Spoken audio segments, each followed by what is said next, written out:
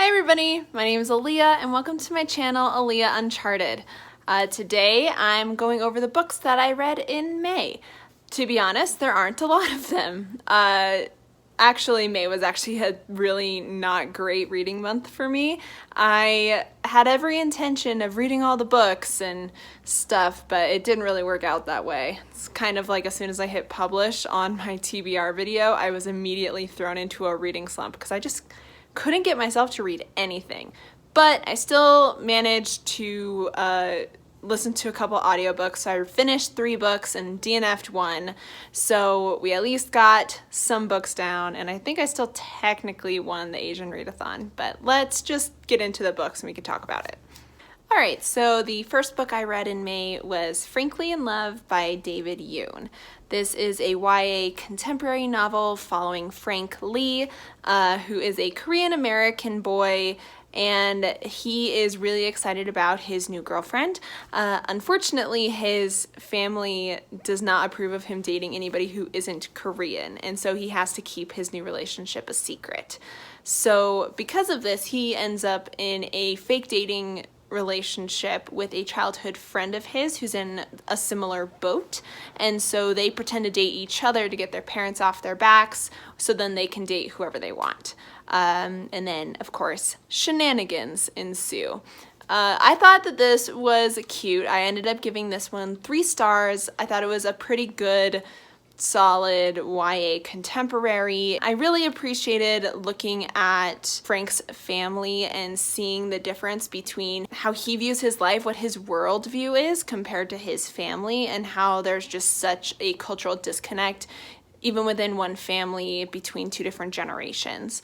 And so they just have different expectations for what a good life is and what is acceptable, what is a good thing to do or to pursue with your life. And so I think that was probably my favorite part of the book, actually, was to just see those differences and see how Frank tries to come to terms with that, and then also try to juggle what it means to be Korean, what it means to be American, what it means to be Korean American. Obviously, I am not Korean American, so I can't actually speak to the rep, but I really liked how that was done and how that was discussed. As for the romance, I thought it was fine. It definitely was one where you could kind of see it coming, although there were definitely some things that I did not see coming.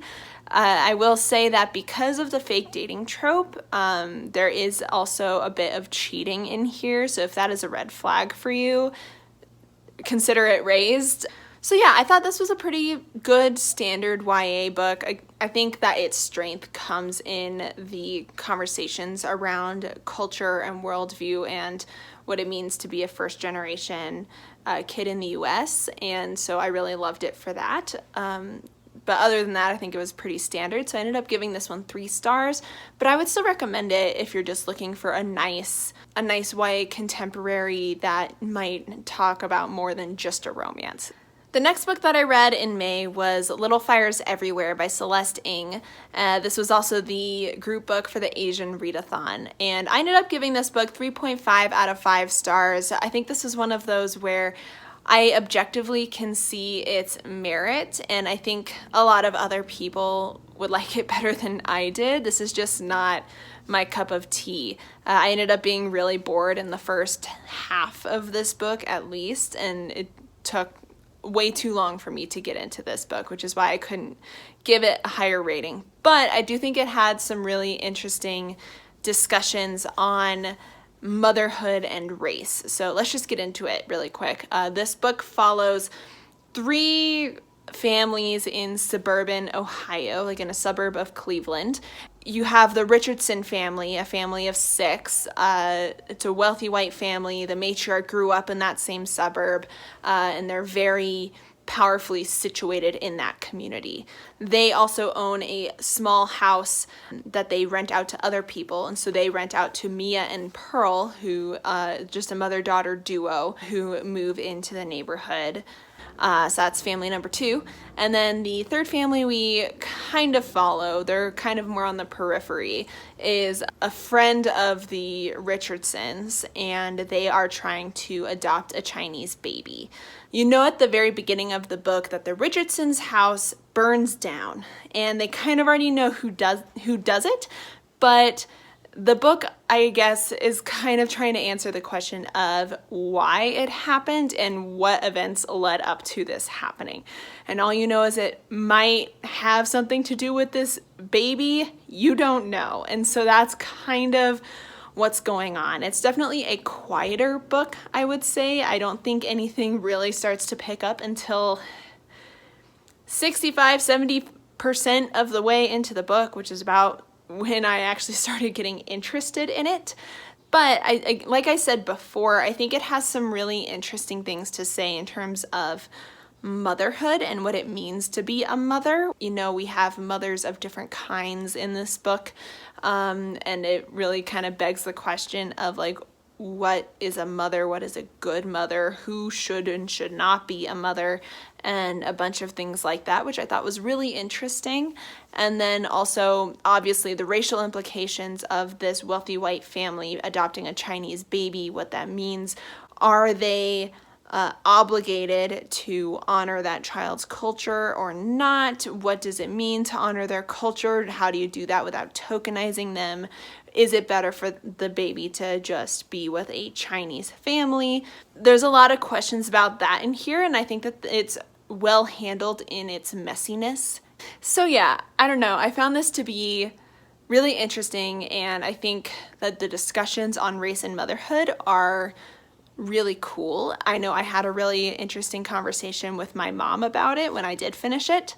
I think for me, I don't do well when it comes to like domestic or suburban drama stuff. That's just not really my jam. And so the first half or 60% of this book, I was not into at all. So I would still recommend Little Fires Everywhere. I think a lot more people will enjoy it better than I did. 3.5 stars, not 100% for me, but I see it. I can see it. So the next book that I read and then DNF'd in May was Loveboat Taipei by Abigail Hing.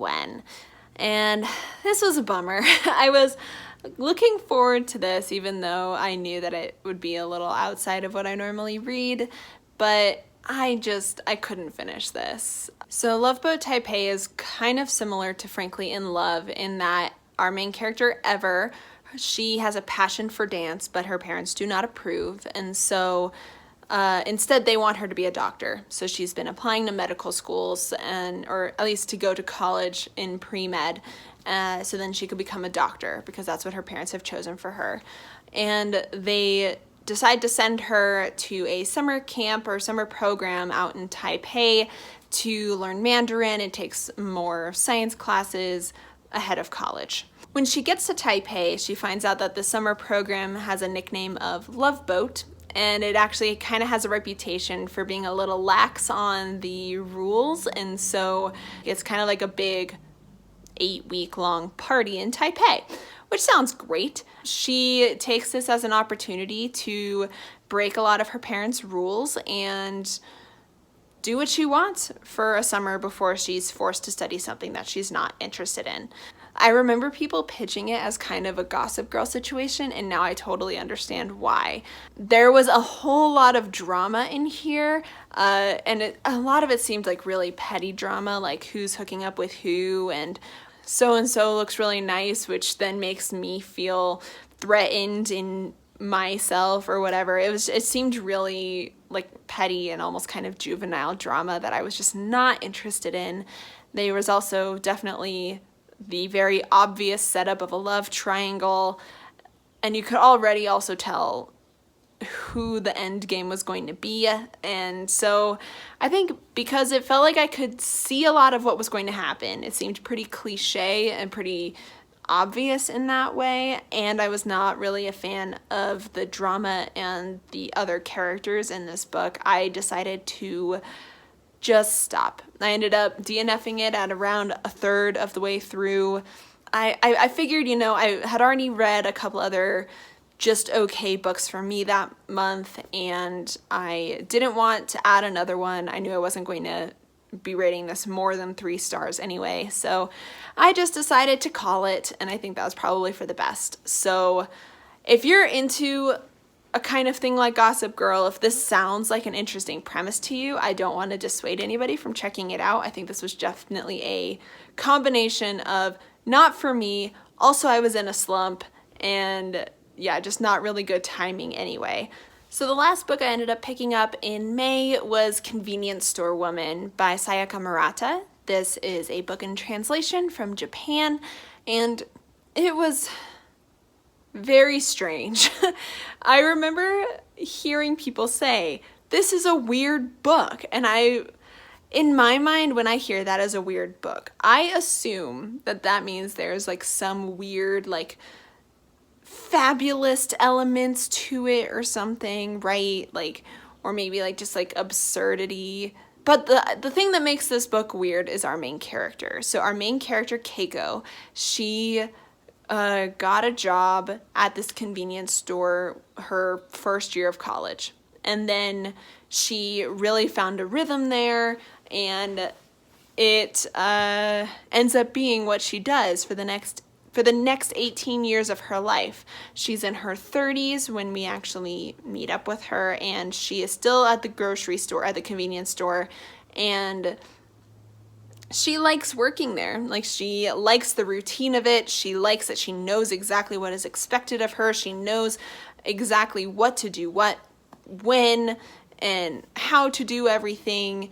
It's comfortable. And she's okay with that. She's content with that. But everybody else around her seems to see her situation as not good, and they're getting concerned. They're getting concerned that she is not in a relationship and that she doesn't seem to be interested in one, that she doesn't have any ambition to go beyond the convenience store or to even become manager of the convenience store.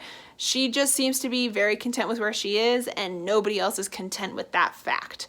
It was interesting because, like, at points they actually mentioned that she might be asexual, and that was actually said on page, which I was not anticipating at all. So like, that was kind of cool, although they weren't necessarily painting it as a good thing, but it was still acknowledged as a thing that exists. So I guess we can take that for a kind of win. So this follows Keiko as she kind of tries to change her situation to be more in line with what's expected of her, and then the consequences of that. That makes it sound like it has more of a plot than it does. The thing is, there's not a whole lot of plot here. I feel like it's definitely more focused on Keiko as a character and as you kind of get to know her. But then, like, as she tries to make changes to fit into the mold that she thinks she needs to, it does get very strange.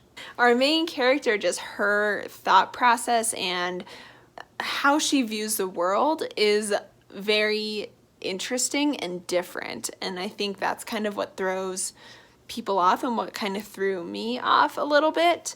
But this is such a short book that I don't want to say too much because I don't want to spoil it, and also, like, it's just so difficult to describe. I gave this book 3 stars. I thought it was strange. It wasn't necessarily bad, and I think it gave an interesting perspective, an interesting case study almost of people who don't necessarily fit into the norms that society expects everybody to fit into. I would still recommend it. It's so different from anything I've ever read before, so I would still recommend it for that alone. So yeah, that was May. Not my best reading month, but you know, we did it. We still read some books. I'm really glad I at least read Little Fires Everywhere because I've been meaning to for a while, and now I'll actually get people's references and get to contribute to the conversation. So there's that at least. If you've read any of those books, please come down in the comments and talk to me about them. I'd love to know what you think. And also go ahead and hit that like button if you like this video. That'd be great. That's all I got for you today. So I want to thank you so much for stopping by. I really appreciate it, and I will talk to you next time. Bye. I've been saying a lot of words without actually saying anything. Ooh, my posture needs work. That was weird. Although, how do you do this without staring into the void?